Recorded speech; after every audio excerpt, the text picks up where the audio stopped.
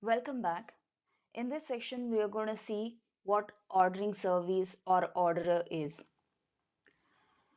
So, what is the role of this ordering service or orderer service or orderer component of in the Hyperledger Fabric ecosystem? So, the mechanism by which applications and peers interact with each other to ensure that every peer's ledger is kept consistent with each other is mediated by a special nodes called orderers. So as you can understand from here, and also a couple of other examples that I have given in the previous lectures as well.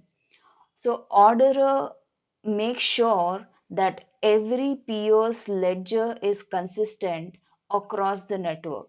This is the main purpose why we use ordering service in Hyperledger Fabric. So there are different types of orderer or ordering service in Hyperledger Fabric. First one is Solo, Kafka and Raft. So Solo and Kafka are deprecated in version 2.0 that is released by Hyperledger Fabric. The currently recommended ordering type is Raft.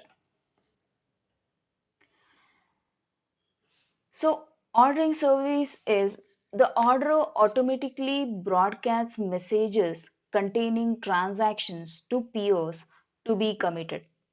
All peers receive the same block of transaction in the same order. As we all know that orderer takes the transaction and makes a block and it is passed on to the peers and peers will commit that block to their ledger. The ordering service orders transaction on the first come first serve basis for all the channels on the network. After the transaction is ordered, the records of the committed are grouped and assigned as part of the block for that communication channel. As I already mentioned in point one, all the blocks that we get from the order, which is passed on to the peers, are committed to that particular ledger of the peer for a particular communication channel. Moving on, an update transaction is quite different from the query transaction because a single peer cannot on its own update the ledger. Updating requires the consent of other peers in the network. A peer requires other peers in the network to approve a ledger update before it can be applied to a peer's local ledger. This process is called consensus, which takes much longer to complete than a simple query. As we know, query is a simple process where you ask for some input, you query the ledger and you will get the output. But when it comes to update, a consensus has to be reached among all the peers who are participating in that transaction, which are present in the network, and they have to come to a conclusion that this is the particular block that we need to add it to the local ledger of our peer, I mean each peer. So this consensus must be reached and it is much more complicated when compared to simple query. So the ordering service takes up the consensus process in three steps, which are as follows. So in the first step, the application work with the subset of endorsing peers. As we know, endorsing peers has chaincode installed on it, each of which provide an endorsement of the proposed ledger update to the application, but do not apply the proposed update to their copy of the ledger. So this is the first phase.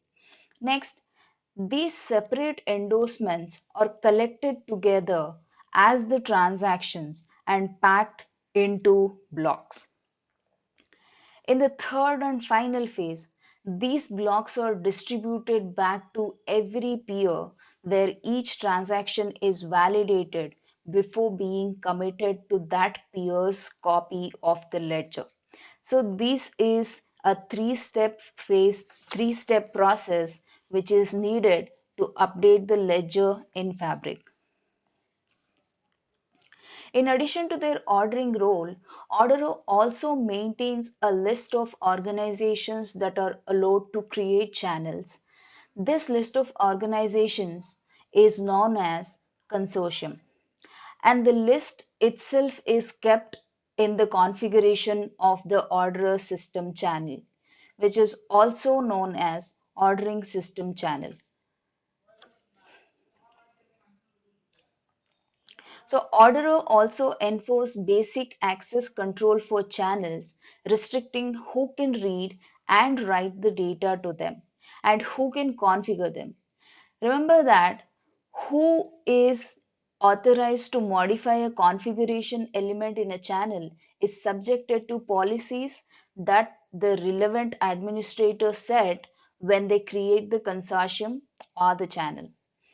The practical the practicality of um, this configuration you can see in the practical section, which is the next upcoming section. So in this section you will find YAML files where we will write the configurations which we have mentioned over here in those YAML files, which we will see. And when you see that configuration file, you can relate this definition to the configuration file. So as we've seen that the different types of orderer exist. First is Solo and Kafka and Raft. Now Solo and Kafka is deprecated as part of 2.0 release, and Raft is a recommended ordering service to use. So Raft is easier to set up.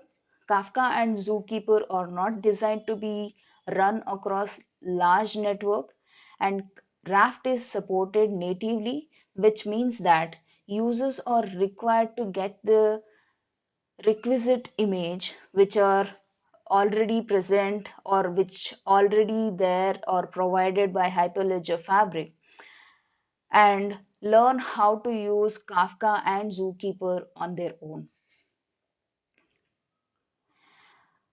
Whereas Kafka uses a pool of servers which are called Kafka brokers, and the admins of the order organization specifies how many nodes they want to use on a particular channel.